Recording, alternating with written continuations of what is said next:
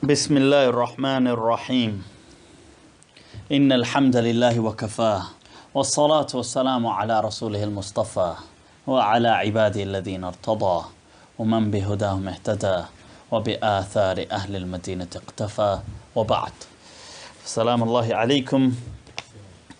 أهلا وسهلا to the second dars, really, or the second pillar that is introduced, second section of this text, Al-I'lam by Qadi Iyad. We've taken a look at the Aqaid section. We've understood certain beliefs. One thing we've definitely become aware of is the usloob, the style of the Qadi whilst writing this. And that is, you can see he is rounding and a lot of the numbers off, giving very well designed type of rulings, in the sense he's saying, so he'll always give neat numbers in tens, like there's 10 of this, 10 of that, 10 of that, there's 20 of this, 10 of this, 20 of that. He's always giving these nice rounded off numbers, so people can learn them more clearly, and secondly that this was actually aimed at generally people at an elementary stage, so children or younger people who are learning, and it's easy for them to learn. So sometimes don't be too kind of taken aback almost by his structural type of layout. So you might think, wait a minute, why has he said this when this really should be a sunnah, but he's put it as a fadila, or he's put it as a... And he himself will touch up on this as well. The other interesting point is that he begins as the second pillar, the second principle, the Salah, but he doesn't begin with tahara, with purification. Now, most books of fiqh begin with purification, because purification is what you need to get into Salah. The Qadi brings the section of purification after Salah. So he will go through it, but he brings it after Salah. One of the reasons for that is that tahara is a wasila. It isn't actually the maqsad in itself. It's only a means. It is not the end, neither is it an objective. It isn't what the Sharia is actually chasing. This is why a lot of the ulama have written, including Qadi Abdul Wahhab al-Baghdadi and others, that tahara, like being pure from things like hadath and all this, really becomes obligatory as Salah becomes obligatory. So if right now, if no Salah was obligatory upon you, then you are not under any obligation to actually remove this state of ritual impurity. Although it's a good thing to do so, but it's not an obligation unless a Salah came in, and with the Salah, the tahara becomes lazima as well. So with that in mind, you can see Qadi Iyad, he's bringing first Salah, because Salah is what will necessitate the tahara. Okay, وهي على, so he begins شرح القاعدة الثانية وهي الصلاة, and it is Salah. We won't go too much into the definition of the word. It does mean dua. There is a huge debate over where the word has actually originated from. What did they mean by it? And some people have said, does it come from just this, like the obvious, that it means dua and therefore prayer means prayer? Or is it, some had said, the word kind of derives from the type of almost the arteries that run through the legs, and that's because they're impacted whilst a person is in Salah. And some had said it's to do with this, that the verb the Arabs used to use, yusalli and so on, for when an animal, especially a horse, came second in a race. And this, because it's the second obligation after the shahada, it's like the second of the pillars, therefore it's named.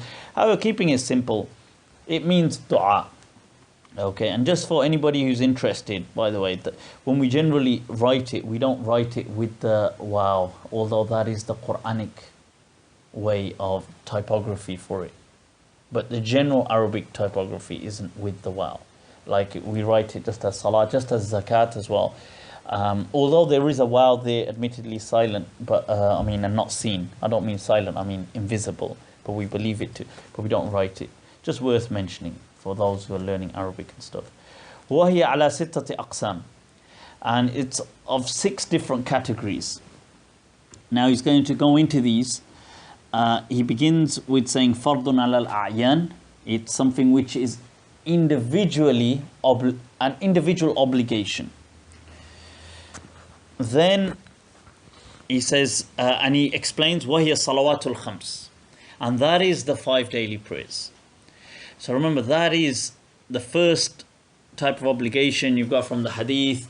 Prophet ﷺ commanding the Sahaba, when you go to them, tell them, do you believe in Allah? If they say yes, do they believe in the Messenger? If they say yes, that إِنَّ اللَّهَ كَتَبَ عَلَيْهِمْ فِي كُلِّ يَوْمٍ خَمْسَ صَلَوَاتٍ فِي كُلِّ يَوْمٍ وَلَيْلَةٍ. That these, so this is the first, he's mentioned, obligation, the 5 prayers of the obligatory Salah. Then al-Jum'ah. Now he's brought this in. And he says, فَرْضُ عَيْنٍ لَأَنَّهَا بَدَلٌ مِّنَ الظَّهَرِ. And this is interesting because the Qadi here has mentioned his position that Jum'ah is a substitute for Dhuhr. Now, the reason why that's interesting to know is because there is a debate on that whether it actually is. And some people have discussed it. And I know generally the Hanabila do not see this necessarily as a badalun min al-dhuhr, as a substitute of dhuhr. Hence, they say it's permitted, in an opinion within their madhab, to actually pray this before zawal. And you'll see Shawkani also discussing similar type of things when he speaks about, is it a badal min al-dhuhr, is it a substitute or not. But within the majority of the madhabs, and especially within the Maliki madhab, it is badalun min al-dhuhr. So if a person was on Jum'ah, he refrained from praying Jum'ah, and we're not saying for a legally valid reason, so we're not saying he's a traveller or something, but he just didn't pray Jum'ah for whatever, like couldn't be bothered or something like this, and instead prayed Dhuhr. Now, that would be valid, his Dhuhr would still be valid, although for him just not attempting to pray Jummah and stuff like that, he would be sinful. Like for just saying, oh, I can't be bothered to pray Jummah today, I'm just too lazy today, and so on. Alright, just so you know that. Okay, وَلَكِنْ لَهَا أَحْكَامٌ تُخَالِفُهَا, and he just mentioned that Jum'ah has its own rulings, okay? And we know that there is some ikhtilaf, but just we're going to try and keep things a bit clear. نستمر شيخ.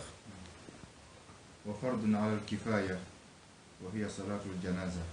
Right, shukran. This is going into the second category. He said there will be 6, and there is that obligation which is a communal, or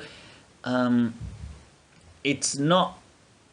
Is there a better way to kind of really go with? I mean, I know generally it's translated as communal obligation, meaning that if some people have done it, everybody doesn't have to attempt, or as long as you're aware that some people are performing this obligation, it suffices. He's mentioned Salatul Janazah, and that is the clear type of ruling really regarding that, although there is some ikhtilaf, and we'll look at that when we reach a bit more on Janazah. But نعم.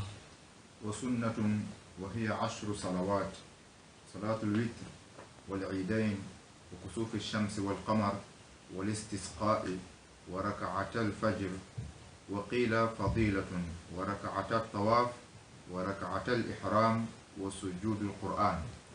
Shukran. Right, so these are the sunnah category. Now he has mentioned, like I said, he's mentioned certain things which may be questionable at times, I'm just saying. Now, so he's mentioned 10 salawat. Salat al-Witr, clearly I know that according to the Hanafiyyah it is wajib, which to them is still distinct from fard, but it's still above sunnah. From the Malikiyas, Sahnun kind of took that understanding almost. So Sahnun almost goes with this, that it's kind of wajib type of approach towards witr. But other than that, you've got here Eidain, Kusuf Shams for solar eclipse or lunar eclipse, the prayer for rain. You've got the 2 rak'at al-fajr, which we call in the Maliki madhab fajr, and we call the obligatory prayer subah. And fajr, there is a debate, and we're aware of that, whether it's raghiba or sunnah or fadila, whatever. There is that debate, and he himself mentions it. Waqila fadila, he says, and there is this difference of opinion. Warakat tawaf, whilst after a person's done tawaf, the 2 rak'atain, praying that and following ihram. And then he's mentioned also wasujudul Quran. Okay. Obviously, he's kind of, the reason he's kind of brought that in perhaps. One way of looking at it is because Sujud al-Quran yalzamu minhu, what becomes necessary for it is the same, basically it shares the same conditions or rulings in some aspect as Salah. So you need tahara, you need to face Qibla, you need to be... So because of that, he's seen, and sujood is a core aspect of Salah.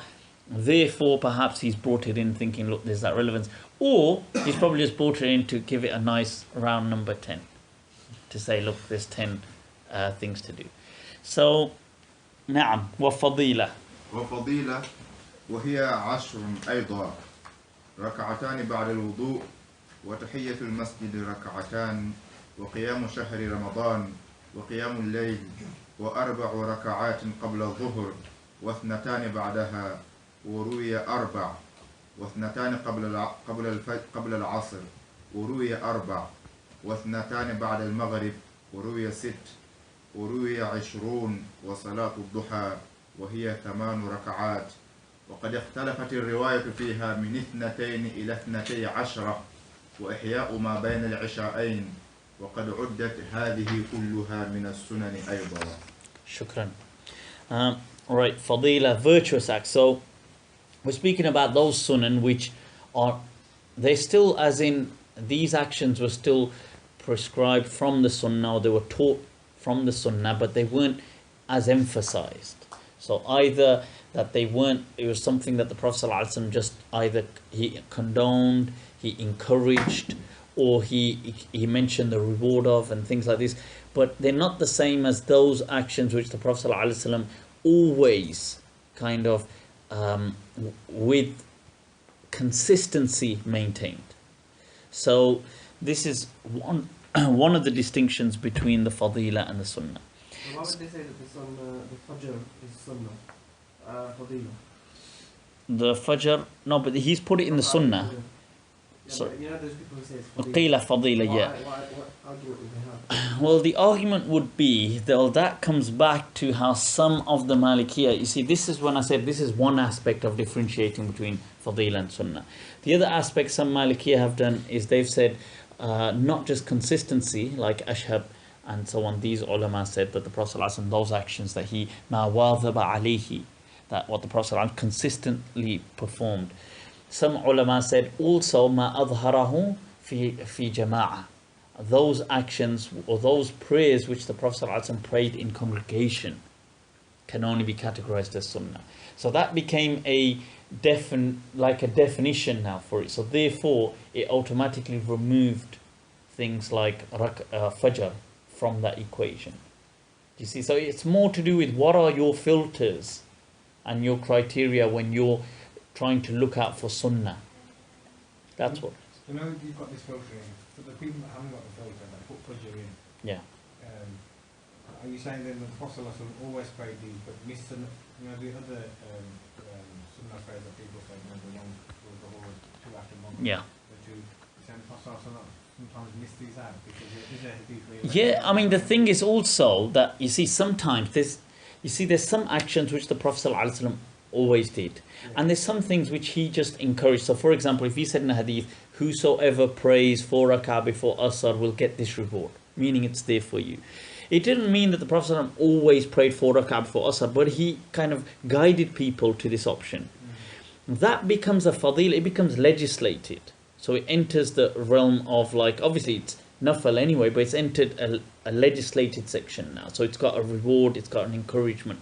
But they weren't necessarily actions which the Prophet ﷺ always himself consistently did, but he just allowed, like, How do they encouraged. know he always consistently prayed the two Fajr? Would it be said by the Sahaba? You know, How do you know? first of all, there's athar that where Aisha radiallahu anha would say that the Prophet ﷺ would consistently do these and stuff like this, but also with the Prophet ﷺ in a hadith, which the Hanafiya transmit, because according to the Hanafiya, this is the Fajr are very highly emphasized, to the extent that they will kind of like say delay the Fard and just pray that, like not delay out of its time, but even the Jama'ah, and they encourage that.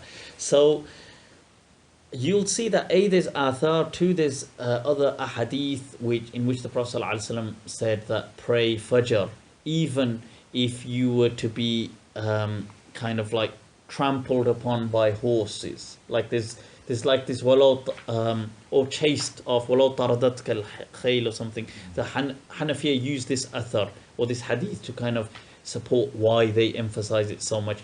But in another The narrations as well, that he prayed it on his journey. From okay. I mean, there's okay, possibly that as well. But generally, there's the angle that they say the fact that the Prophet ﷺ emphasized these two people so much that he said that, look, you know, even if this was to happen, in another hadith that the Prophet ﷺ said, if people knew the reward in Fajr. Obviously, this could be debated now as well. I'm just saying, what is that just strictly talking about Subh, the Fard, or is it including this Fajr as well? That there's certain athar, people would come crawling, they would come like this, they would come like... So there is this debate. What's the difference between Fadila and Raghib? That's a good point. Personally, I think it's just terminology. I don't personally use the term Raghiba and so on, and a lot of even the Maliki ulama have problematized this whole concept, and you'll see some of the people have picked up on this quite a bit in some of the commentaries. They will say that, look, listen, these terminologies, sometimes they say Raghiba, sometimes they say Fadila, sometimes they say Mustahab, sometimes they say this. Really, my understanding was that Raghiba was kind of put in place to really cater for that filter. You know, where I said those people who had added that filter that the Salah must have been done in congregation for it to be a Sunnah. So they wanted to say, okay, what is of an equal level, but it's not going to be called Sunnah, then we'll come up with a name called Raghiba. Because really, they only just speak of more or less Fajr in that category. They don't really speak of so many other things. There is one or two that they'll bring in, but the point is, and they've come up with this, you know, what the Sharia has encouraged, Raghiba. Type of differences. You know, So, okay. These are like prayed in congregation. One thing that is prayed in congregation, obviously in Ramadan, is Yeah, but that's not put in here. but that's put in this Fadila. It's not put in the Sunnah because it wasn't emphasized. No. It's prayed in congregation. And it wasn't something, so yeah, but it is prayed. It does meet that condition, but it doesn't meet the first one. So anyway, going through these 10, the rak'atan after wudu, tahiyyatul masjid, qiyamul Ramadan. As a separate one, he's put qiyamul layl, which seems to be maybe a popular way of looking at things, although certain Malikiya, amongst them Abu Layth al-Baji, and there's been other people from other outside the madhab who have always understood that Ramadan was Qiyamul Layl. Like Qiyamul Ramadan was Qiyamul Layl in general, that there was no distinction, that it was the tahajjud of Ramadan. And personally, to me, that does make sense, but I mean, there is, quite popularly, it is taught as different. So that's how the Qadi's mentioned it here as well, Qiyamul Ramadan. Then he mentions Qiyamul Layl, which is tahajjud, 4 rak'at before Dhuhr. Some of the Maliki, although Qadi Iyad hasn't mentioned it here, have generally expressed that as 2 before Dhuhr. And he mentions 2 after it, and he says, and some have said 4. وَاثْنَتَانِ قَبْلَ الْعَصْرِ 2 before Asr, and some have said 4. He says وَاثْنَتَانِ بَعْدَ الْمَغْرِبِ, so you've got 2 after Maghrib as well, and then he says some have said 6 and some have said 20, like Salatul Awwabin and so on. Basically, these things are nafal, which have been kind of encouraged. by the Prophet ﷺ, through different traditions. Now, after every Maghrib. no, like, you know, Salatul Awwabin and stuff, which they call generally, I mean, they give it a name, so Awwabin, but it can go up to that many raka'at if a person wanted to pray nafil. I know it's difficult enough just trying to get the fard done. But if a person was feeling still up to it and he wanted to quickly get out 20 raka'at, and after Maghrib's the time. وَقَدْ اخْتَلَفَتِ الرِّوَايَةِ فِيهَا. He mentions, look, it varies between 2 to 12. Some people have said 2, 4, 8, 12, whatever. There is this difference. وَإِحْيَاءُ مَا بَيْنَ الْعِشَاءَيْنِ. So between Maghrib and Isha, to kind of ihya, you see, now this would just generally mean nafil, in the sense that, you know, praying together. And then there's a whole different debate, could it include the concept of in jama'ah or not, and stuff like that, and that's a different. Can nafil, for example, be done in jama'ah, is a discussion in itself. And I mean, just very briefly, it is considered permissible within the madhab to to pray congregationally some nafil, although generally many people discouraged it, and people like Ibn Habib al-Maliki had said that they shouldn't really, and Ibn Abi Zamneen, if you've heard of Ibn Abi Zamneen, the famous Andalusi, had said that if it was just something like 2-3 people doing this as a one-off in some place which isn't really advertised or something, it's not really like it's not there for people to be kind of influenced by, then he had put those quyud on it, those conditions, that saying then it's fine. But otherwise, if people are just going to set about doing congregational nafil, they don't generally like it. And generally the feel you get within the Maliki madhab, if I can say that, the feel, but it's that they don't normally like that, and they prefer just what's been legislated clearly from the Sunnah. Wouldn't it come under a bid'ah? If you start, for example, the 2 after Maghrib, you start doing that in congregation on a regular basis? Yeah, like, no, it's a different. Even if you did it once? You see, it because depends. You've got nothing to legislate it from the Quran and Sunnah, have you? You see, there's a difference here. If you take a prescribed nafil, if you take a prescribed nafil and change its categories, change its type of, redefine its borders, then you've got a problem. No, So if you're trying to establish an ibadah from this, right, and you were doing something that the Prophet didn't do, No point. yeah. So No, I haven't Ijma finished was, answering it. obviously, you've got evidence for it, but now you've got something we've got no evidence for. Mm-hmm. Okay, let me just explain once again. Take nafil to be a spectrum, or salah, or acts, especially because we're speaking about salah. Let's just look at salah to be a spectrum. It begins from the point of inception is legislation, that it has been legislated, meaning it's permissible and good to do. It's nafil. Once you enter this thing of nafil, that would be the first stage from inception. Things would be permissible, but there's no description, there's some guidelines, but there's no clear prescriptive type of details on. So there's nothing saying like, oh, you couldn't necessarily do it in jama'ah, or you couldn't necessarily. The next stage is those which have been defined. So for example, the Prophet ﷺ said, with a time or place or situation. So they're situational. So now the Prophet ﷺ said, whoever prays 2 rak'ah before Asr will get such and such. No, so you take this. Yeah, but even after your first point, you're saying, I understand that you're saying it's not prescribed time and so forth. Yeah. But methodology is being prescribed. Yeah. Now How what? you pray. For example, now if I thought to myself, okay, then I'm going to do a 3 rak'ah. I can't do a 3 rak'ah. No, you can't do that. So there is some guidelines. I did say with some guidelines. Yeah. So the methodology it has been there, and the methodology of it doing in a group, except for the ones that have been there. This is why the Malikiya, like I said, like generally who have spoken on this, and most of the ulama just quote them really on it. They do quote somebody else who had said, slipped my mind, that had said mutlaqan. But generally who they quote is Ibn Habib, and they also quote Ibn Abi Zamneen, who placed these qiyud And they said if it was done as like they say, and they mention things like qilla, there were a few people, and they say it was a place which wasn't really known. They just did it as a one-off type of thing. It's okay. Based on this hadith where the Prophet visits a person's house. Yeah. And he makes salah in Nafil, and the woman prays. And the woman Waraqa prays as well, and the whole thing. But also in other hadith as well, the fact that some, even if you're going to look at Taraweeh as an example, it is still essentially, as it began, just nafil prayer in congregation until it got described, until it got kind of like defined. So the point is the same, that look, if it's a one-off type of thing people do, and there's 2-3 people do, we're not talking about a mass congregation, we're not even talking about 10 people. They actually, Ibn Abi Zamnin actually clearly writes 2, he says ithnain or thalatha or something like that. The next question is this boils down to as well how you look at adilla.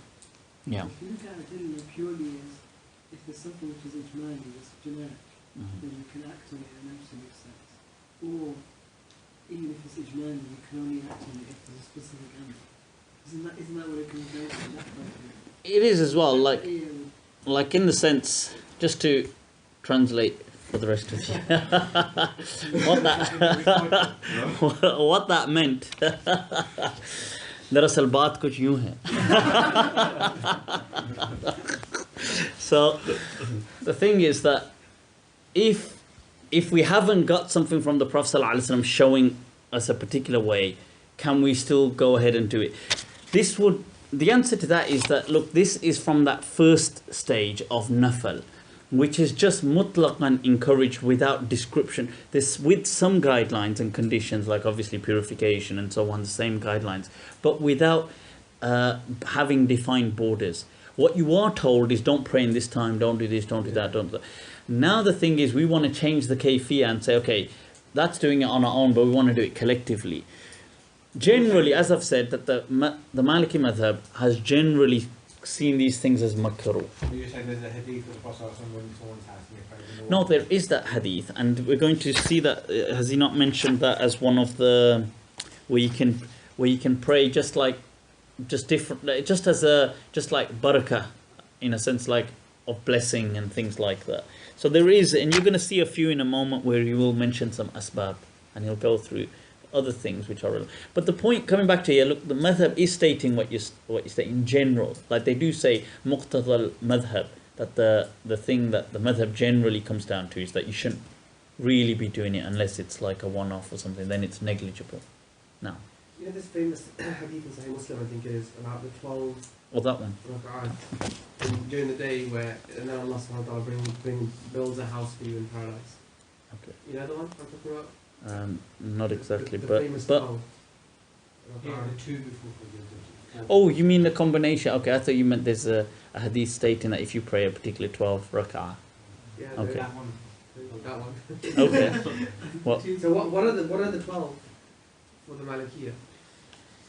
I mean, I'm not sure if they're going to say generally which ones they'll bring it down to, but they will say, you've got obviously from the emphasized sunan of the day, Yeah. you will have the 2 of Fajr, Yeah.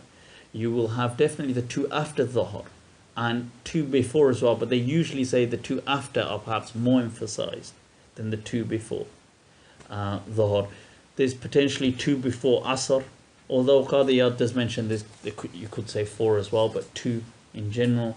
And also 2 after Maghrib are emphasized, 2 after Isha are emphasized, and some say 2 before Isha are encouraged as well. So I mean, you're doing the maths, you can keep adding up the 2s. You can choose whichever 2 you want out of that. Choose whichever, the top 12, just take them. But I mean, that's the gist of it. These things, you see, a lot of these ahadith and this type of stuff is really generally for encouragement, to kind of get people to do things, as opposed to getting too caught up in the detail of... There's not really hassle there. No, it is, but the point is that it's not necessarily about the number 12. That's what we're trying to say. But it's about... Right, okay, that's a disclaimer. Since this is being recorded, that was obviously a student who all now... Ukhruj min huna. فلم أراك إلا فاسقا. Right, مبتدعا. Right, okay, he has been expelled right now. Why does he say ihya here? What's Ihya? Ihya just really means, it means exactly what it is, bring it to life. Yeah. And they mean bring it to life with salah and with, but really, you know, when they use this a lot with the term, with the word night, so ihya al-layl, they will say that, and they mean usually just, generally they do mean more than salah, but in this context he's just talking about salah, so they will talk about things like doing adhkar, doing dua, maybe a bit of tilawah, so they will talk about things like ihya al-layl, or ihya, you know, which nights you should do, you know, proper observant, you should be kind of like really vigilant through and really worshipping and doing the last nights of Ramadan, and whether it's going to be the ones of Dhul Hijjah and so on, and these type of things will be discussed. But also Nisf Sha'ban is a debate, which obviously the Malikiyya doesn't accept Nisf, half of Sha'ban, but it just accepts the other half. No, it doesn't accept, it doesn't see, it sees it as makruh in general. Naam. Okay, let's continue. Did we translate all of the? Yep, we did. Yes. So, إحياء ما بين العشاءين, keeping alive or praying as many rak'at as you can between Maghrib and Isha. نعم. وتطوع وهي كل صلاة تنفل بها في الأوقات التي أبيحت الصلاة فيها. You see, and he's mentioned a point here which I touched up on, and that was that he says nafal, that is another category, voluntary, tatawwu. Now he says that, and that is any salah that has been offered as a voluntary prayer within the frame, within a time frame in which it is valid and permissible to do so. نعم. ويختص بالأسباب منها 10 أيضا الصلاة عند الخروج إلى السفر وعند القدوم منه وصلاة الاستخارة ركعتان وصلاة الحاجة ركعتان وصلاة التسبيح 4 وركعتان بين الأذان والإقامة وركعتان لمن قرب للقتل وركعتان قبل الدعاء وركعتان عند التوبة من الذنب والاستغفار منه و4 ركعات بعد الزوال. You see, now, and then he said there's some, like some type of nafal, which are situational, and they're context based, and amongst them is if a person was about to go on a journey and he thinks, well, okay, let me pray rak'atayn before I go, or if he came back from a journey and thinks, alhamdulillah, I made it back, so let me do my rak'atayn, or salatul istikhara, the good old, the popular one. We've got to have a whole entire show dedicated to salatul istikhara, by the way. So the thing is that istikhara is as well just to nafal in general, except, you know, you'd have a particular type of dua which you'd kind of say, which would refer to the issue at hand. Most of the madhabs would, and generally the Maliki madhab would kind of see that within the salah, the dua, although the Hanafi madhab would say it's post, once you finish the salah then you make that dua. Right, salatul haja, that's just if a person has a need, he just prays rak'atayn, and then inshallah there may be ease or whatever. And this comes in line with the same thing that, you know, you were saying earlier on, Rash, about that where the Prophet ﷺ had visited Waraqah, and she had said, look, why don't you know, if you pray here for us and so on, and this same thing that this will be a source of blessing, and it would be it also kind of like maybe dispel hardships and so on. Naam. So other than that, Salatul Tasbih is 4 rak'at, very popular perhaps salah as well, which has, I mean, from the tahqiq, the very little tahqiq that I've read up on, it has been substantiated, and it isn't weak like how some people had claimed, but it has got many type of riwayat, وَبَعْضُهَا يُقَوِّي بَعْضًا, and that's the thing. So it is kind of substantiated, and it's something in which a person prays 4 rak'at in each rak'ah he kind of offers almost 75 tasbih take place, and so in total he's got 300 by the time he finishes those 4 rak'at, and the reward is meant to be immense. So it's transmitted by, I believe, Ibn Abbas radiallahu anh is one of the transmitters, and they mention that this is something which a person should endeavor to do either daily or in a month or in a year, or at the very least once in a lifetime. And the ahadith kind of that speak of it speak of complete forgiveness of one's sins after having prayed that.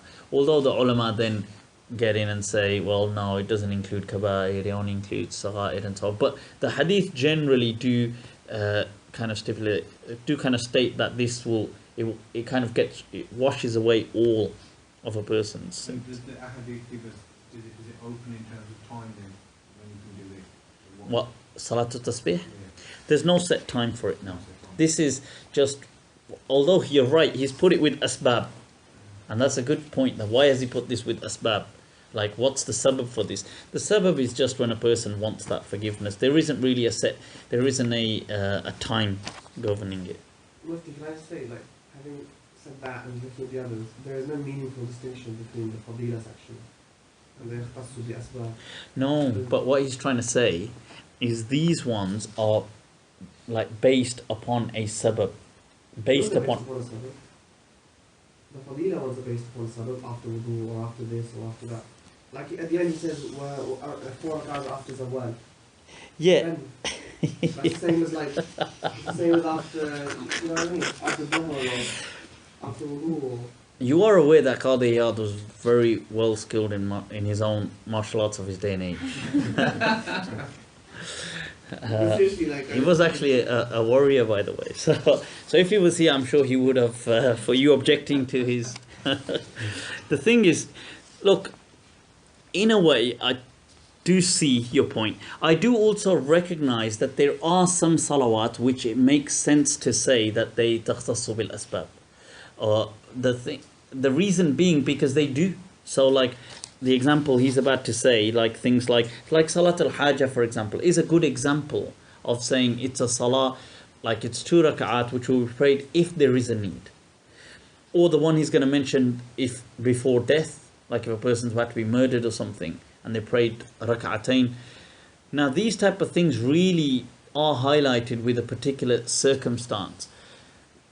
But I see your point that all of them don't always fit. And I did say that might be just because he's putting it the way he is, or it really might have a lot to do with those, like I said as well, the numbers that he's trying to provide very easy, comfortable numbers for people.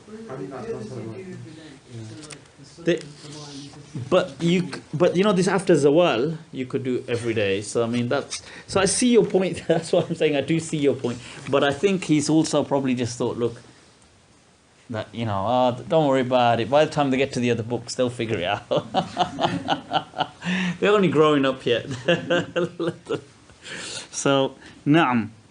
So you've got 2 rak'at between adhan and iqamah, which doesn't count for maghrib, by the way. Rak'atan liman qurrib al-qatl, who is about to be killed. And that's a famous hadith from Bukhari. Rak'atain before dua. So if a person wanted to really make dua, and instead of just going straight into dua, if you prayed 2 rak'at. And likewise with tawbah, if a person wanted to do tawbah, and rather than just saying, Allah, go and forgive me, and if a person prayed rak'atain and then made the dua, it's more deserving to be kind of accepted. And 4 rak'atin ba'da zawal. This 4 rak'at after zawal really is, to be honest with you, it is a bit of a big question mark. That what exactly is, or which one is he actually referring to? Because once after zawal, dhuhr has kicked in. So that is really, because once the sun moves, إِذَا زَالَتِ الشَّمْسِ, dhuhr has kicked in.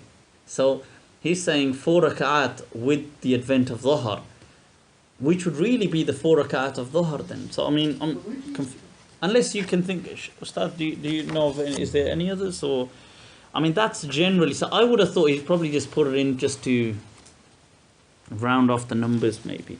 Na'am. Mufti, another thing, sorry, but this tatawwu, right? This So is tatawwu, yeah. fadila and sunnah tatawwu or not? They are, but they're of a higher stage, higher gradient. I mean, the way he defines tatawwu, then they would fall under it, right? But they And would, yet he separates them. no, because the thing is, remember, if you look back at my amazingly depicted way of looking, the spectrum of looking at nawafil, because in a black and white world, obviously, everything can either be fard or nafil. Yeah. So once the nafil category begins, it begins at just that. The first stage is only that which has just been legislated as okay, as in nafil. Yeah, pray nafil. You know, like 1 minute. Like if you're gonna pray at night, yeah, just pray nafil or pray just as a good thing. There's no descriptive type of detail for them. That will be his tatawwu that he's speaking about in general. Once it goes into those nafil which the Prophet ﷺ encouraged, so we're not he never just said, because there's one just saying, like as an example, like in the Quran, we are taught فَذْكُرُ اللَّهَ ذِكْرًا كَثِيرًا. So just do dhikr, a lot of dhikr of Allah. Now, it's not there specified. So that's like, if you look at that, that would be like saying nafil. But then you have some where the Prophet ﷺ said, whosoever after every salah said subhanallah 33 times and alhamdulillah 33. This is now giving detail. This would be now where the second stage begins of fadila. This, or what you might want to call just sunnah. But sunnah can be seen in two ways. One, that sunnah which the Prophet ﷺ always like sustained consistently throughout his life, and those sunnah, if you want to see them as a lesser, which some call sunnah ghayr mu'akkada, we tend to call fadila or mustahab, those things which the Prophet ﷺ just encouraged in terms of reward and so on, but he didn't necessarily emphasize them. Or How do you try a distinction sunnah mu'akkada? you see, but the Hanafiya do another thing as well. They have another category in there as well. You see, they have because you see, to us, our mustahab or our fadila are sunnah which are ghayr mu'akkada. But they have a category which is called sunnah ghayr mu'akkada, like non-emphasized sunnah. Then they have another category called mustahab. So the question is, well, what is mustahab that isn't actually from or outlined by the sunnah? And in that as well fall what is a lot of good bid'ah and stuff like that. So for example, not always, but in some things. So if they see something that has generic good in it, they will put that under mustahab or fadila as well. Right. All right. Are we good to go? Shukran. Na'am. وممنوع وهي 10 أيضا الصلاة عند طلوع الشمس وعند غروبها إلا لمن تذكر فرضا أو نام عنه أو لزمه قضاؤه والصلاة بعد الصبح حتى تشرق الشمس وبعد العصر حتى تغيب وبعد طلوع الفجر إلا ركعتي الفجر والصبح أو نام عن حزبه من الليل فله صلاة ذلك ما لم يصلي الصبح وبعد الجمعة في المسجد في مصلاه وهي للإمام أشد كراهية وقبل العيدين وبعدهما إذا صلي في الصحراء وقبل صلاة المغرب وبعد الصلاتين لمن جمع بعرفة أو مزدلفة أو وبين الصلاتين لمن جمع بعرفة أو مزدلفة أو لمطر والتنفل لمن عليه فرض خرج وقته أو ضاق وصلاة الرجل وحده أو في جماعة مخالفا للإمام. Okay, shukran, Ustad. وممنوع, and you see now this is interesting because he's worded this as the forbidden. But the thing is, a lot of these are not necessarily forbidden. So maybe he's just simplifying it he's just trying to teach it a bit, almost, you might say, black and white to young learners, so they don't get confused, or maybe he's just using the word in a loose, casual sense. Allahu a'lam. I mean, we'll never really be sure today why he's calling this forbidden. Because he's going to mention certain things in there, which, as an example, the person praying on his own, like as in not going to pray with the jama'ah and stuff like this. But this could mean as well, and we will talk about that, where a person kind of stands, and I'll give a bit more of a context to it. Let's get to it. So anyway, he begins with the first salah during sunrise or sunset. Now that is clear, okay, in the ahadith.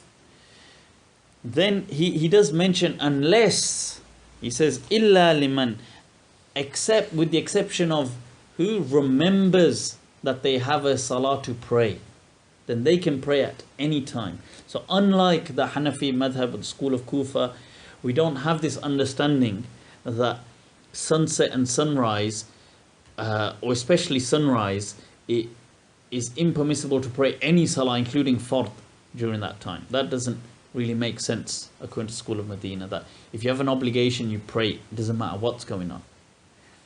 And so, and the Hanafiya have a, they have an understanding where they say during, and it gets a bit more interesting in the sense that, see, this is why, if, like, let's say if there's just like a minute or under a minute for it to be sunrise, and you start praying, if you catch one rak'ah, then the general understanding amongst the Jumhur and amongst the especially within the Maliki madhab, is that you have caught that salah. So the Prophet ﷺ said in a hadith, which is in all major books of hadith, the 6, it's also in the Muwatta, that man adraka rak'atan min as-subh qabla an tatla' ash-shams faqad adraka as-subh. And the same thing for Asr. Man adraka rak'atan min al-asr qabla an taghrub ash-shams faqad adraka al-asr. Now the thing is that whosoever catches one rak'ah before sunset or sunrise, they've caught the salah. But according to the Hanafi madhab, you see, you would not have caught subh. It would be invalid because of the sunrise. So, but then what makes it more weird, and actually I'll tell you who actually problematizes this. From within the Hanafi school, Abu Ja'far al-Tahawi actually problematizes it, because he says that, wait a minute, we're actually saying, like within the Hanafi school, because they say subh will be invalid, but asr would be okay. So, but the hadith mentions both. It says, because both times are forbidden times, during sunset and during sunrise. And so the Prophet ﷺ is saying in the hadith, whosoever catches one rak'ah has caught the salah. So they say, okay, for asr you've caught it, but for maghrib, no, you haven't caught it. I mean, sorry, for subh, you haven't caught it. So he just goes out right and says, no, you haven't caught both.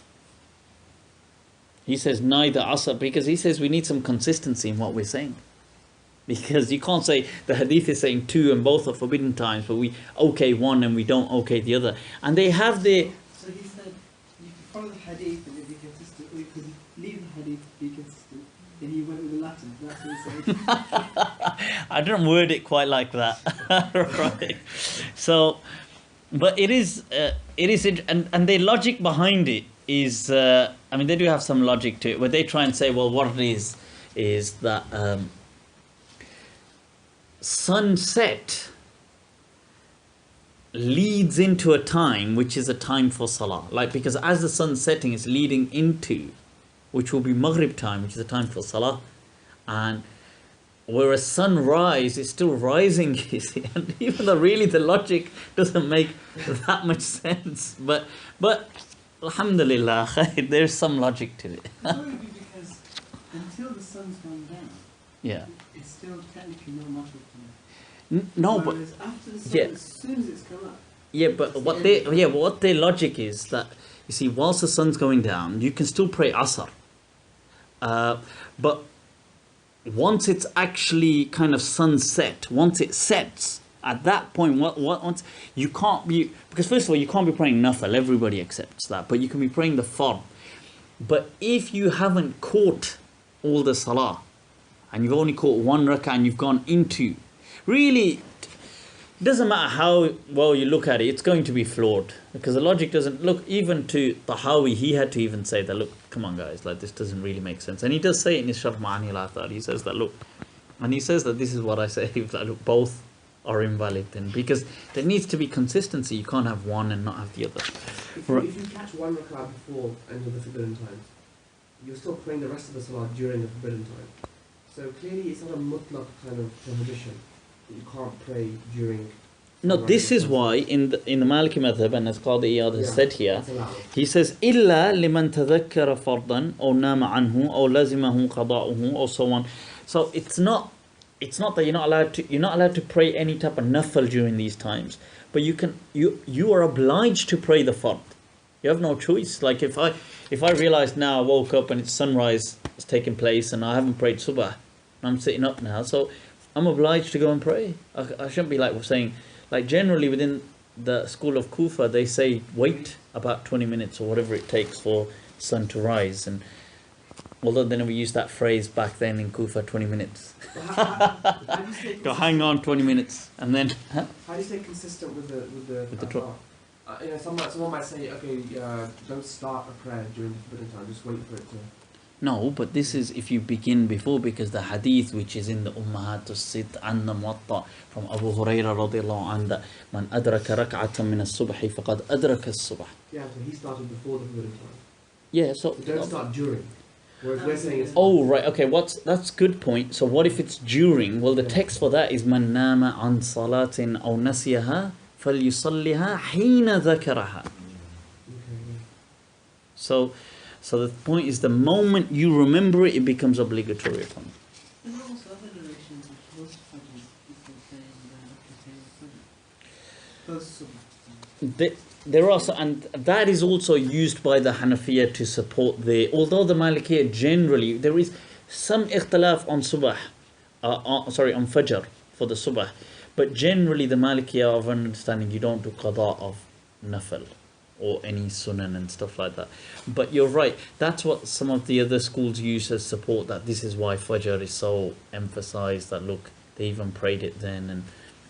But I'll tell you what they use as an evidence as well, that they use this famous hadith which is in it is in the Muwatta. I'm not sure if it's in Bukhari, but it's in the Muwatta that the Prophet ﷺ and the Sahaba, whilst they were on a journey, they camped at a point and somebody was put on watch and he was supposed to wake them for subah. I believe, was it Bilal radiallahu anhu? And so what happened is he fell asleep.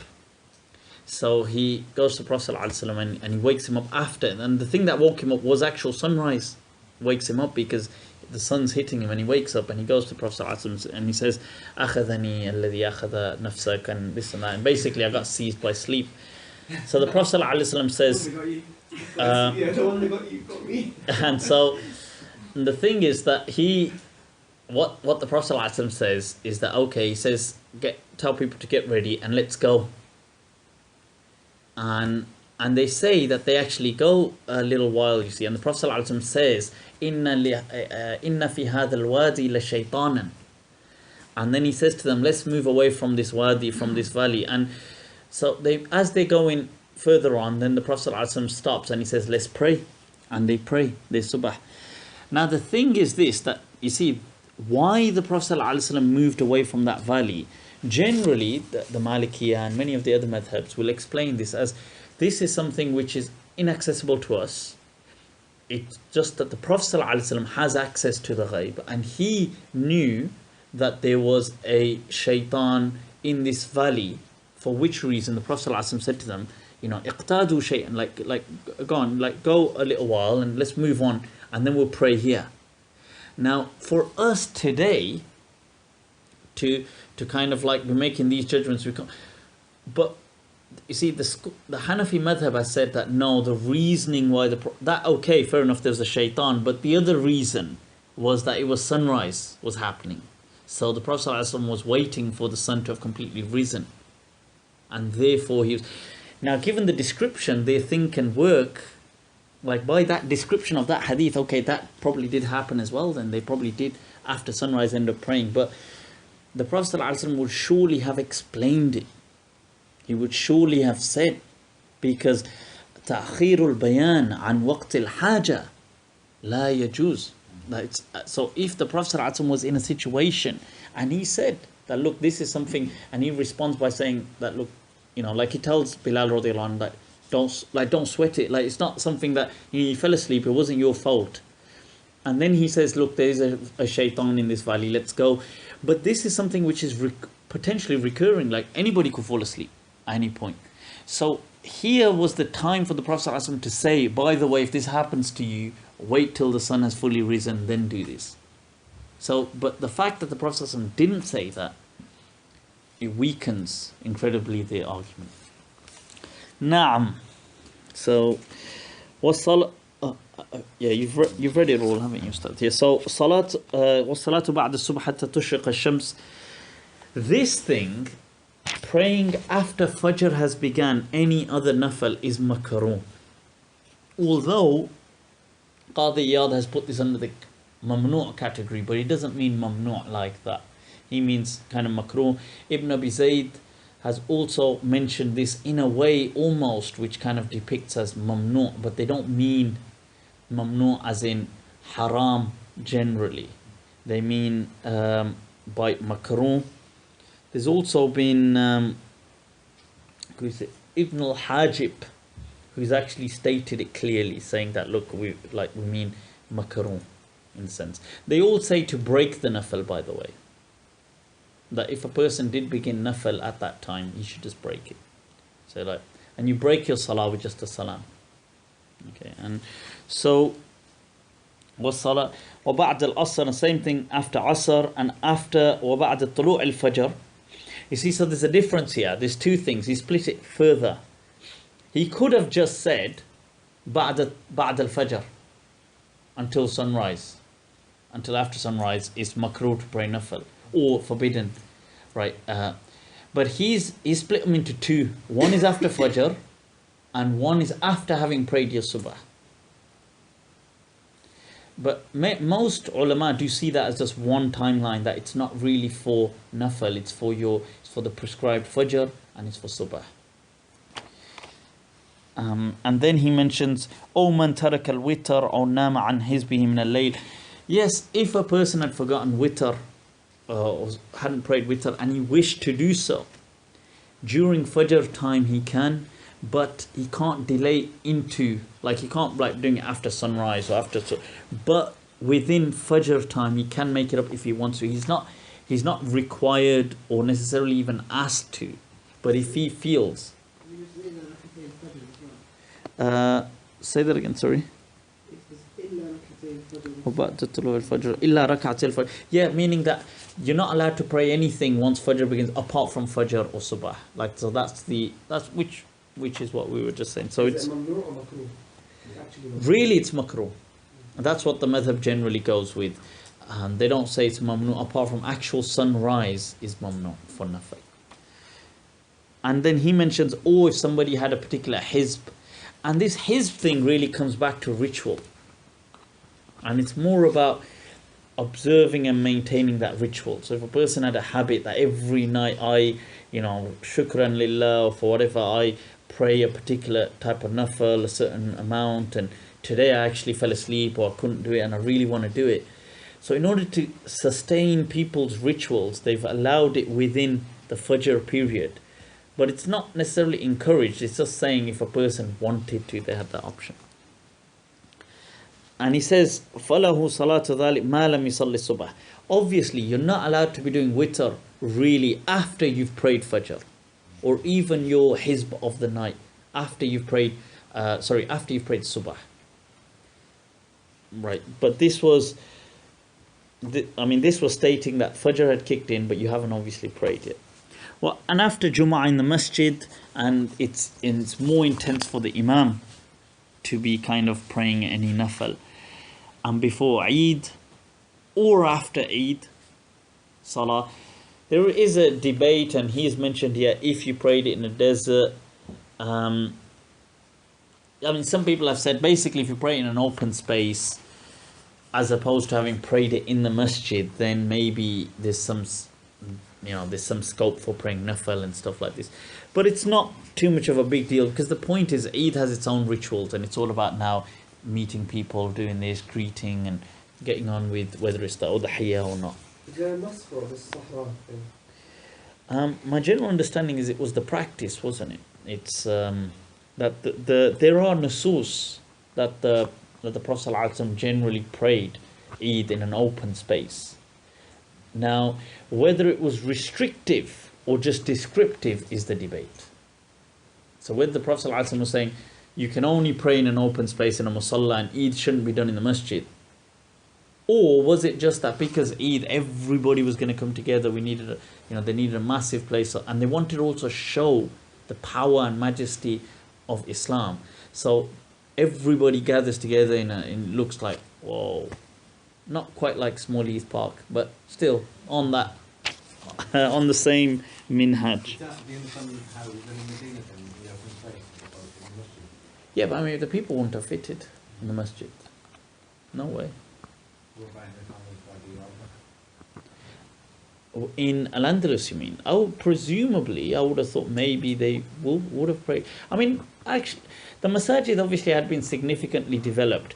By his time, my understanding is because in the Maliki madhab, you are allowed to pray Eid in the masjid. There's nothing stopping you from praying Eid in the masjid. And I would have imagined that people probably did both. They probably did pray in masjids and probably outside as well.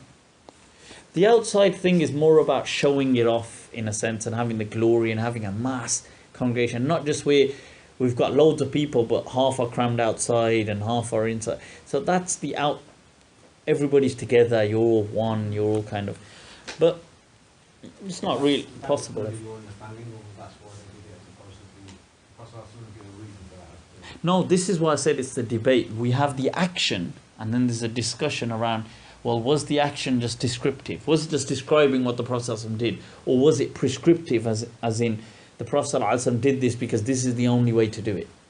There are narrations of telling the women to come towards the menstruate. So they Yeah. will still come to the place where they're outside, whereas in the masjid, Yeah. That's a very good point actually. That's one, which is also one of the reasons they use for, like the prayer of rain and so on, that telling everybody to kind of come along and so that's a good point. So I mean, so there's a few wisdoms. Allahu A'lam, the actual, we can only try and figure out a few wisdoms behind it. ماذا قوله وبعد الجمعة في المسجد في مصلاه؟ هل هذا يعني أنه إذا قام من مصلاه وتنحى قليلا يستطيع أن يصلي ركعتين؟ Now, for those of you, Ustad's asking, after Jum'ah, if a person was to, because he mentions that a person shouldn't pray nafil after Jum'ah. Generally, the understanding is, and he does mention as well, to be fair, Qadi Iyad does say as well, وَهِيَ لِلْإِمَامِ أَشَدُّ karahiyatan. And the thing is that generally people, they base this on different things. One, actually the verse, فَإِذَا قُضِيَتِ الصَّلَاةِ فَانْتَشِرُوا فِي الْأَرْضِ. Some people have said that this verse, that if the salah is over, Jum'ah, in Surah Al-Jum'ah, Allah is saying that فَانْتَشِرُوا فِي الْأَرْضِ, then spread out, go back to what you were doing in the earth and seek وَابْتَغُوا رِزْقَ مِنْ فَضْلِ اللَّهِ. And so the thing is that go and seek the rizq and get back to your work and your business and so on. Now, the thing is, a lot of ulama, because that is a command, فَانْتَشِرُوا فِي الْأَرْضِ, many people have said, although we're not taking it as a must, like if you didn't go, if you stayed in the masjid, it's not like it's haram, but they're saying that in line with that, you shouldn't maybe get on with nafil. And also from the sunnah, see, because one is the understanding, one is how was it kind of demonstrated through the sunnah. The Prophet ﷺ and the Sahaba didn't generally, like after Jummah, start with their nawafil. They did just get on with their stuff, and people spread out and did their work. But the ulama do say, كما سأل الأستاذ, as the Ustad has asked, that if a person إذا تنحى ناحية وصلى ركعتين, it is permissible, a person can do that.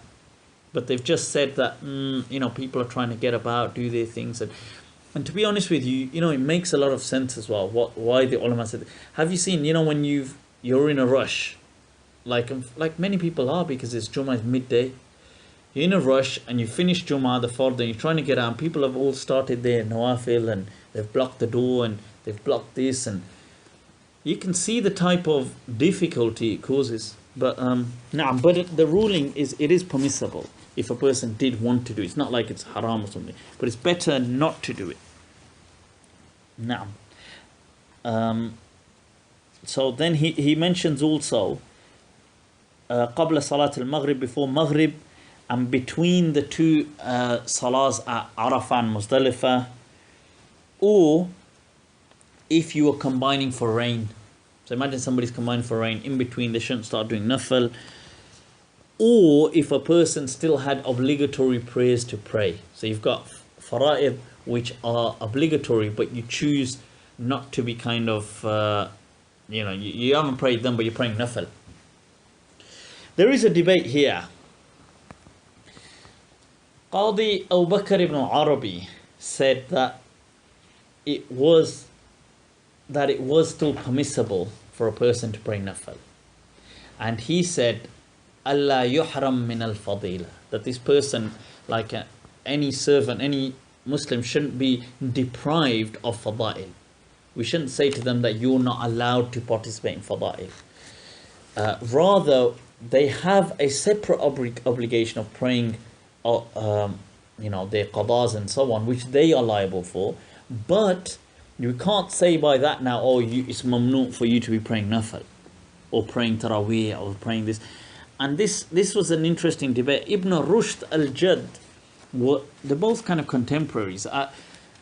He was on the other side saying no, that if you have obligatory prayers to pray, then you have no business praying. As Qadi Iyad has presented here as well, that you have no business praying nawafil and stuff like that. But I do think that Qadi Abu Bakr ibn Arabi's analysis was a bit, I don't know, I see as quite, that he has managed to separate issues and see them individually. Allahu a'lam. So also, liman kharaja, liman alayhi fardun kharaja waqtu aw daq. Likewise, obviously, if you have got only a bit of time to pray, and salah time is about to run out, and you're like, no, let me go pray nafil first. And this happens to people. So people sometimes like, oh no, I've got 4 minutes left for sunrise, 5 minutes left for sunrise. Let me quickly pray my fajr. No, you should just pray subah. Prioritize. And so for example, if you went to the masjid and subah is being prayed, you haven't prayed the fajr. Okay, first of all, they won't be praying just 5 minutes before sunrise in the masjid. No, I'm talking about if you go to the masjid. Yeah. I'm talking about when time is not prayed. But if you go to the masjid and they've started to, they've just started, you haven't prayed fajr. If the only son upon you now to join,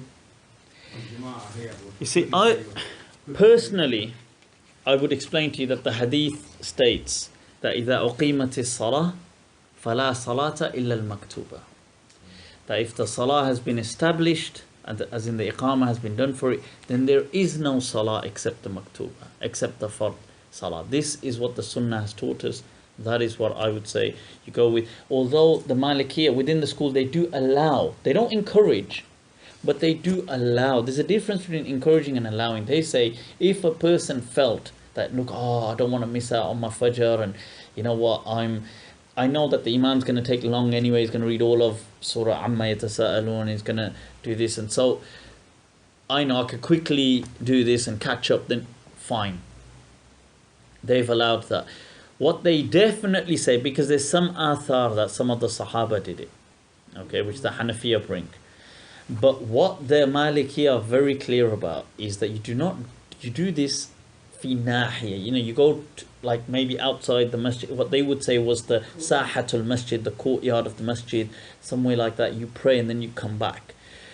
Nowadays what you have, this is completely, I would imagine that to be unacceptable. People will stand in the row of the jama'ah and pray their own.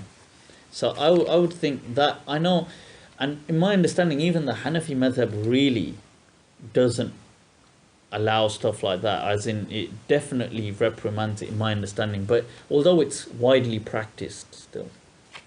So the Sahaba did do it. Some, but the hadith is clear that, look, if you go there, the answer is you just join the jama'ah. Yeah, I understand saying the hadith is clear, but the fact of the Sahaba is saying they are either. But there is a difference. You see, the school of Medina did see, obviously, and we see the understanding of the Sahaba as key and paramount, but it depends. Is this a regular understanding? Is this something which the Sahaba generally, because the Hanafi have presented some athar of a few Sahaba on what is seen as like a minority occasion where they've done this. Now does that set about a norm? Or is that just, okay, they did this, fair enough, we understand that it's permissible, but it's better to kind of just join that's the debate, I suppose. But I mean, my understanding would be you just join the Salah. He's forbidden the two rak'ahs before Maghrib. Is that like is he making a flat statement there? You know what, really that's just seen as makruh. The thing is, there's a hadith, inna bayna kulli adhanayn, what is it, salatun, that's it, salatun liman sha. There's a specific one before Maghrib. No, but this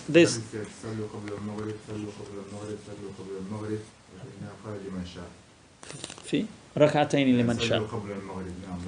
Because generally, I've seen the one that generally they use just without the Sallu Qabla al-Maghrib, because that stuff is very specific. But I've seen that there is inna bayna kulli what is it, adhanayn salatan liman sha, salatan liman sha, or something like this. Now, generally, this is one of the things that the Maliki madhab claims amal al-Madina upon.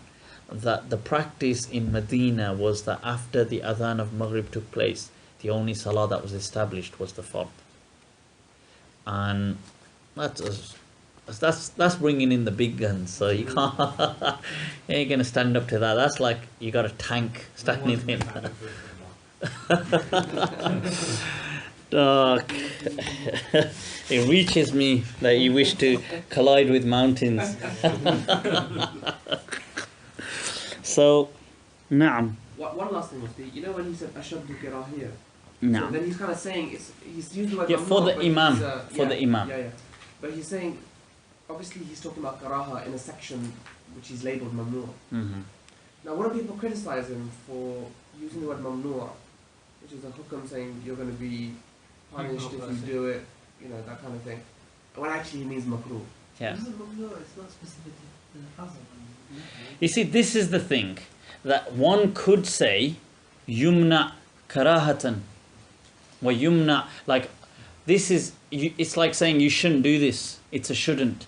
But what does shouldn't mean? Like shouldn't as in shouldn't, no way, or as in you shouldn't do it. So what exactly is that shouldn't? Like it's going to cover them all, isn't it? So yumna, something yumna karahatan, something yumna, was it tahriman? There are differences. So he's just gone with that. But you're right. I would agree with Doc in the sense that the word generally, especially for us today, carries that understanding. People tend to use it when it's for something haram. They tend to say, you know, hadha mamnu' is forbidden. Like that's what it's generally kind of translated as. But linguistically, it does flow. You can say, you know, yumna, but like in English, oh, you shouldn't do this. I shouldn't do it. So he's saying that that's forbidden, that's sort of like not really forbidden. Say that. That's what he's trying to say, it's forbidden but not really forbidden. No, like some in there are forbidden and some in there are makruh. Mana means to prevent, really, so it's kind of prevented. Yeah, prevented, but meaning like, yeah, like I said, like, yeah, you shouldn't do it. Yeah. But there's a difference. Mm. Yeah, so, na'am. So, also, well, I've gone back a page, no? لمن جمع التنفل, have we got to the end of it? Or خرج وقته وضاق was. So which one have we got to? Oh, صلاة الرجل وحده. Right, this is interesting what he means by this, because there's two possible things he could mean by this that have emerged to me, perhaps more. One is, which may be what comes to mind first, as in somebody who refuses to pray with jama'ah, or for whatever reason, whether it's laziness or whether it's, and that's makruh in itself, like as in you kind of left the jama'ah. And obviously the hadith of Ibn Mas'ud that, you know, if you kind of stay away from the jama'ah, then you've stayed away from the sunnah. وَإِذَا تَرَكْتُمْ سُنَّةَ نَبِيِّكُمْ فَقَدْ ضَلِلْتُمْ, and so on. And so, but the other possible way of looking at this is if a person was praying on his own within the masjid and jama'ah context, would be mamnu. That definitely would be kind of mamnu without any, without a given, like, I mean, that would just be mamnu if a person was doing that. Allahu alam, although the mind, al-mutabadar ila dhihn is I mean, to me was the first that he's probably talking about jama'ah, but the other one, I don't know, does seem to make more sense in general when talking about mamnu. But I mean, Ustad, what would you, يعني ما رأيك في هذا يعني إنما يقول مثلا صلاة الرجل وحده هل المتبادر إلى الذهن يعني ماذا؟ ما الذي أفهم منه هو كون رجل في المسجد يصلي يعني يصلي وحده. نعم. See, that was the one I was saying. Although when you read it, what first comes to mind is probably the first case, that is it, because he's just saying Salatul Rajli Wahda, a man praying on his own, as opposed to the Jama'ah. It's definitely, the context is definitely that, as opposed to Jama'ah. But are we talking about at home? Which would have been probably what first comes to mind. But I mean, it's a bit harsh in a way that, you know, he's put that so strongly under this category. Is this happening then at his time, that people come to the masjid and praying on their own? No, and the other thing would be is that if we understand this to be in the masjid, which would make clear sense, then it would be actually forbidden. That's what I'm asking, if your understanding of it is that. No, I don't think it was necessarily happening, but it was probably taught so it doesn't happen. So, as an example, let's say you go into Salah, and we're going to the masjid, and we say, all right, let's quickly go pray Asr or whatever, and we go there, and the imam's about to kind of like, they're about to start, we say, you know what, we're in a rush, he's going to take so long, let's just quickly knock our Salah out, and then go. Like, you wouldn't really be allowed to do that. So that type of stuff probably does happen, to be fair, like that, but not generally. I don't think people generally walk into a masjid and go, I'm not going to pray with it, I'm pray on my own. But like that, it probably does happen. So, نعم. أو في جماعة مخالفا للإمام, or in a jama'ah which is not in sync with the salah of the imam. So if a person is praying Asr behind an imam who's praying Dhuhr, or vice versa, if a person is praying Dhuhr behind an imam who's praying Asr or something like this, it's not acceptable. It's invalid generally in the understanding. He's brought the whole the initial introduction of the 6 different categories of salawat to an end. He's going to mention now very briefly some conditions for salah. Shall we begin the condition section and then we can maybe stop after that? Ma ra'yuk? Okay, now. والصلوات الخمس تجب ب10 شروط: البلوغ والعقل والإسلام، أو بلوغ الدعوة ودخول الوقت، وكون المكلف غير ساه ولا نائم، وعدم الإكراه، وارتفاع موانع الحيض، وارتفاع موانع النفاس، والقدرة على الطهارة لها بالماء أو بالتيمم على خلاف فيه. Shukran. Right, now Salawat al-Khams, the 5 prayers, become obligatory with the following 10 conditions. Al-Bulugh wal-Aql, so Bulugh, pubescence, a person has attained and beyond puberty. Al-Aql, mental capacity. Islam, or Bulugh al-Da'wah, and he's mentioned it as to be fair, that either Islam or that it has kind of like reached them, the Da'wah. وَدُخُولُ الْوَقْتِ, the time has entered and is valid for Salah. كَوْنُ الْمُكَلِّفْ غَيْرَ سَاهٍ وَلَا نَائِمٍ. This type of stuff doesn't generally have to be mentioned under a condition, but once again, this is perhaps where you're meeting numbers, maybe, or because what he's doing now is mentioning the absence of these things is a condition. So the absence of a person not being asleep, or like not being forgetful and so on, and so but he's brought that in. وَعَدْمُ الْإِكْرَاهِ, no coercion, can't be coerced into kind of pray. وَارْتِفَاعُ مُوَانِئِ الْحَيْضِ, free and clear from menstruation. وَارْتِفَاعُ مُوَانِئِ النِّفَاسِ, likewise from postnatal bleeding. قدرة على الطهارة لها بالماء أو بالتيمم على خلاف فيه, and the capacity or the potential to make tahara, okay, whether it will be wudu, the appropriate tahara, whether it will be wudu or ghusl, from those things, or tayammum, and he has mentioned that as well. So he's kind of conflated shurut al-wujub and shurut al-sihha. He's done that, and he's brought in the mawani as well. So he's brought in what is like some of the shurut al-sihha, shurut al-wujub, and some of the mawani. What's salah? Shall we continue? والصلوات الخمس مشتملة على 5 أحكام فرائض وسنن وفضائل ومكروهات فيها ومفسدات لها. ففرائضها 20: الطهارة لها من الحدث وإزالة النجس من الثوب والبدن والمصلى وأداؤها في وقتها واستقبال القبلة في جميعها والنية بقلبه عند التلبس بها واستصحاب حكم النية في سائرها والترتيب في أدائها وستر العورة في جملتها للرجل من الركبة إلى السرة وللمرأة الحرة جميع جسدها ما خلا الوجه والكفين والإحرام بلفظة الله أكبر أولها وقراءة القرآن للفرد والإمام في كل ركعة منها والقيام للفرد والإمام قدر ذلك وللمأموم قدر تكبيرة الإحرام في جميع ركعاتها والركوع كله وحده إمكان وضع اليدين على الركبتين والرفع منه وجميع سجودها وحده إمكان تمكين الجبهة من الأرض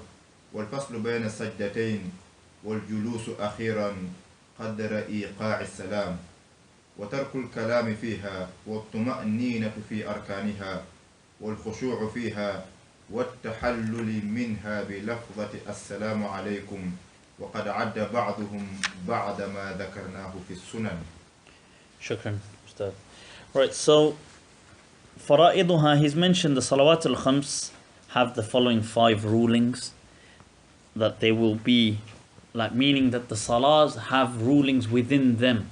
So we've looked at the different categories of salah. Now salahs will have rulings within them. There will be obligations, there will be sunan, there will be virtuous acts, there will be discouraged acts, and there will be invalidating acts. He mentions the fara'id are 20. Tahara laha min al-hadath, okay, purification from impurities. Now, this impurity is a ritual impurity that he's speaking about, not actual impurity, ritual impurity. The second one, izalatun najas or najis min al-thawbi wal-badan wal-musalla. This removing actual impurities. So we're not talking about hadath, we're talking ritual impurities, actual impurities. This there is, within the school of Medina, there is ikhtilaf upon. You will see people like Abdullah ibn Wahab. So Ibn Wahab very clearly states that this is necessary mutlaqan. Like you have to have impurities removed. Whether it's in the place, whether it's on you, there can't be any impurities. Ashhab, what is generally understood from what he wrote is that it is sunnah. Sunnah. So, and this is what is actually popular as well. So sometimes you will see that they will say that like istinja, for example, and stuff like this, the ruling of it is actually sunnah, they will say, and not fard. And this is where the debate, and although the Hanafiya kind of almost on that one come in as well and kind of agree, but the rule and what they base this on is the hadith, for example, of the Prophet ﷺ when the angel, or when the Prophet ﷺ is praying and in between he takes his shoes off and the Sahaba take their shoes off, and the Prophet ﷺ asks them afterwards, why did you do that? And they say, well, we saw you do it. And he said, well, the angel came and told me there was impurity beneath one of my shoes, so I removed them. Now this showed that the Prophet ﷺ didn't repeat what he was praying with the shoes on at that time. Therefore, it must not be like a condition or an obligation. the rebuttal to this sometimes, there's the verse of the Quran, وَثِيَابَكَ فَطَهِّرْ, this, and your clothes, then clean them. The interesting thing is that this surah is actually Makki. So it was revealed before the obligation for Salah was revealed. So a lot of the Mufassirin have said here, thiyab, this was just in a general sense speaking, and some have said it meant your heart or whatever, but they said this was just trying to encourage and speak about cleanliness, but it wasn't actually speaking about Salah, because Salah hadn't even been made obligatory at that time. So anyway, coming back, and Ibn al-Qasim kind of takes a middle ground a bit, where he says it's an obligation with capacity and ability to do so. So if you can remove it and you choose not to, then you're at fault. So I thought that's quite interesting, worth mentioning. وَأَدَاؤُهَا فِي وَقْتِ, obviously praying in the right time is important, facing Qibla during the entire Salah, having intention with your heart whilst entering or initiating Salah. And then he mentions وَاسْتِصْحَابُ حُكْمِ النِّيَّةِ فِي سَائِرِهَا, maintaining a niyyah all the way through. I spoke with somebody the other day, and I said that it's interesting. I said, and I do feel this, that one of the calamitous kind of aspects that has kind of almost befallen our fiqh has been the ritualizing of niyyah within ibadat. Like we have kind of like by the fuqaha. So the fuqaha, what they've done in order to clarify things, they've almost, or apparently have kind of for people, ritualized the action of niyyah. Whereas niyyah really was something like an awareness of knowing what you're doing. But they ritualized it to that extent that people then became uncertain if they've got this niyyah of which they speak. So then they started saying, well, okay, define certain words, and then people have gone to extents like, well, okay, I should remember these words, or should I utter these words then? And well, if it'll help you remembering, then utter them, and then the wording has now developed a ritual of its own, and this whole ritualizing of the niyyah has then, and it's a nightmare for anybody that has been ever afflicted with something like OCD. Because this is where people get so much waswasa. And when you deal with people with waswasa on this, trust me, it drives them mad about, have I got the niyyah, I've got the niyyah, I've got the...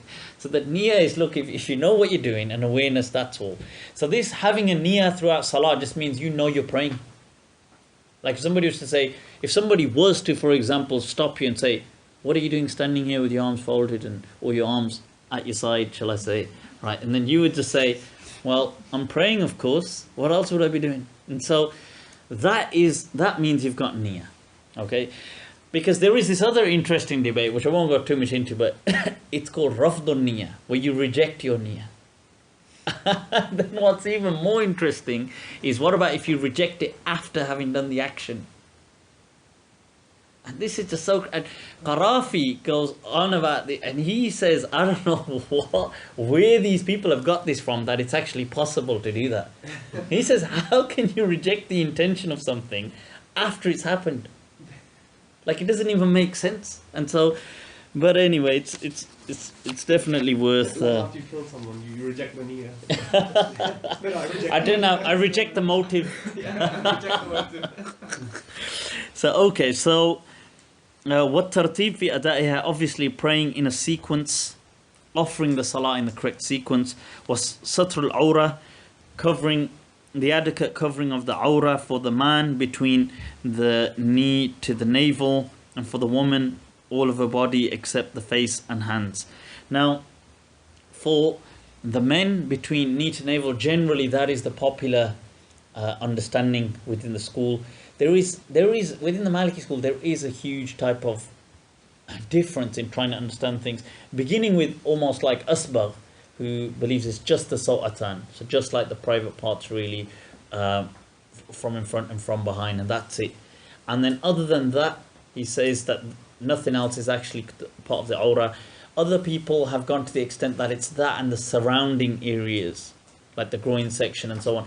And the general popular thing is that no, it kind of does include the thigh as well. And in fact, even people like Qadi Iyad ibn Arabi, and because of the hadith to do with Uthman radiallahu anhu and so on, that they say that the thigh isn't part of the awrah. But one way of looking at it is like how Qadi Abdul Wahhab al-Baghdadi has said it, and I think that's, and a lot of the Baghdadiyin took, that they said that, look, we're going to split awrah into two. You're going to have what is the core awrah, which will just be really what the private parts and immediately surrounding, that's it. So, and then you will have the extended awrah, which will go on to include the thigh. The Maliki do not include, as is the popular opinion with the Shafi'iyya, the Mu'tamad, that we do not include the knee nor the navel as part of the awrah.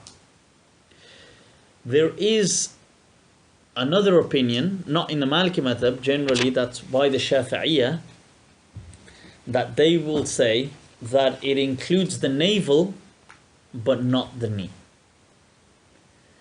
And then there's another opinion, which is also by the Shafi'iyya and some of the Hanabila and the Hanafiya in general, that it includes the knee but not the navel. And then Zufar went to the extent to say even the navel. And so, but that's, anyway, the point being that people generally will know what to cover. The reason the navel thing was kind of, it's good to mention that as well, because within the Maliki method there are already these fatwa about people that just wrapped an izar, like they tend to generally today when they wrap a towel or so on. People don't usually cover the navel when they do that. And even historically, a lot of the times people don't generally always cover the navel. And so the Maliki madhab, when it has commented on this, it said, look, if it was just mildly below, and it doesn't really make much of a difference. Like the way people normally will wrap a towel, it will be valid. It's not like seen as something like, oh, this is haram or so on. Na'am. And the woman we mentioned, with the exception of the hands and the face, they will say as well that sometimes, like if the bottom of her feet and stuff like this are not covered, obviously, so when she's going into sujood and stuff, so if it kind of shows, doesn't really, it's negligible. It's seen as negligible. So then he mentions, It's a bit hardcore, isn't it? what? The feet thing. And to be fair, right, I do kind of agree on that. I think it is a bit, the Hanafi madhab in general and Sufyan al-Thawri, I think they had and do have a valid point on what they've said, that the feet are not part of the awrah, because it was something which presumably, even at that time in Arabia, because people never generally wore socks as a general custom. I mean, they were available, but it wasn't, because obviously the heat. And so it would be understandable that women their feet would be uncovered, just even generally when they're going about, walking, doing whatever. And so it would really make sense. But I think there has been an element of precaution that the ulama have probably thought, let's err on the side of precaution as opposed to just, whereas the school of Kufa on that point have kind of gone with the fact that no, the feet are not part of the awrah, which on a personally speaking, I would think makes sense from a practical perspective. When you say caution, you mean that the feet can be attractive? No, they're not talking about attraction. They're talking about. They're not talking about that. So, sorry, Doc. That's a different discussion. No, the thing is this. Look. Right. What they're talking about, they're not talking about attraction. They're talking about the sense of it being awrah. Is it considered awrah textually? Textually proportional. Now, Okay. the thing is, textually, when you look at it, the hadith never seem to mention the feet as being the exception. They mention hands and face. Was this do we now restrict it to the words, which the Prophet ﷺ said, as most of the madhabs did?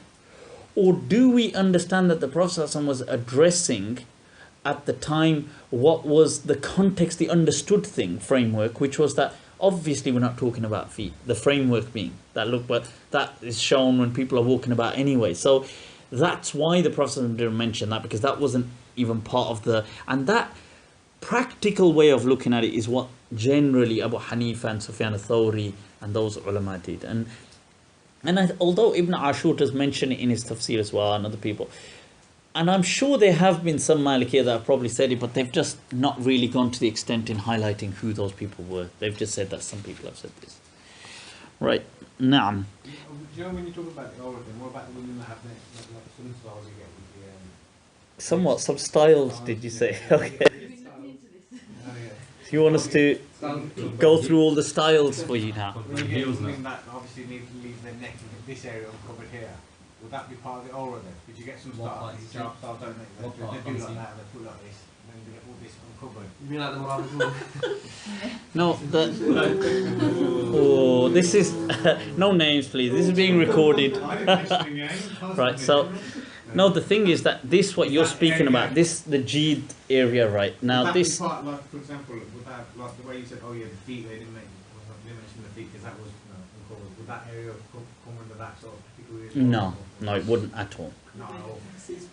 It wouldn't be takhsis, it wouldn't be mukhassas bil urf or not at all, because that was because the verse said, you know, that they yudnina alayhinna bi jalabibihinna and so on, and the whole thing was at the time the Sahaba, because the women at the time generally they did wear like certain type of gowns and cloth that did just have a very spacious neck cut into it, and so a lot of it was like from on top revealing, and this was one of the things with many women, and so this was one of the things when the verse came that they made sure that they pulled their jalabi over, and they mentioned that they covered the actual, they call it a jabe usually and stuff like this. So Many people don't understand that it must be like an outer garment, as in an outer, not necessarily, for example, to the we're wearing a skirt and top.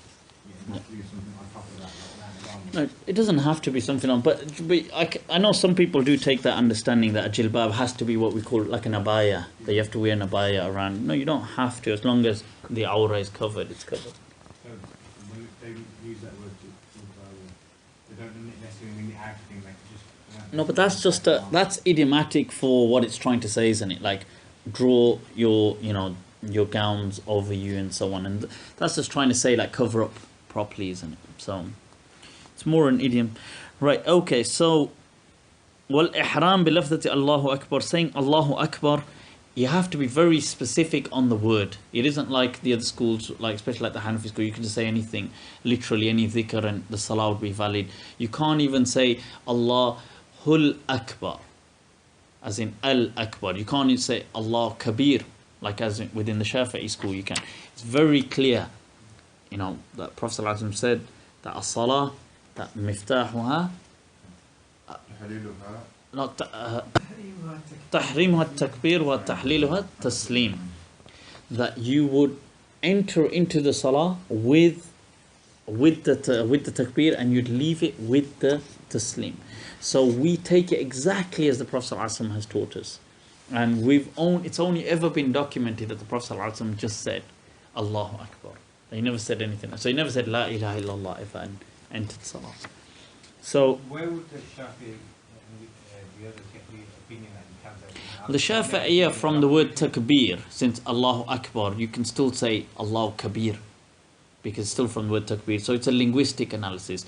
And for the Hanafiya, the verse of the Quran they use that قَدْ أَفْلَحَ مَنْ تَزَكَّى وَذَكَرَ اسْمَ رَبِّهِ فَصَلَّى, that he mentioned the name, glorified Allah and began to pray. So they say any glorification would validate your prayer. So they use that in general. Naam. And so he mentions قِرَاءَةُ أُمِّ الْقُرْآنِ, reciting Fatiha for the person on his own and the Imam in every rak'ah, standing for whether a person is praying on their own or the Imam, for the amount in which you have to. Any obligation where it's carried out, that thing also takes the same ruling. So the spatial capacity in which within which anything happens, it takes the same ruling. So if right now praying Fatiha was fard, and I do that standing up, the standing for it will be fard. So if praying a surah sunnah, reading a surah sunnah, and I have to stand whilst doing it, so the standing for it will be a sunnah. So it takes the ruling, the mahal takes the ruling of the hal, of the one within it, or the thing within it.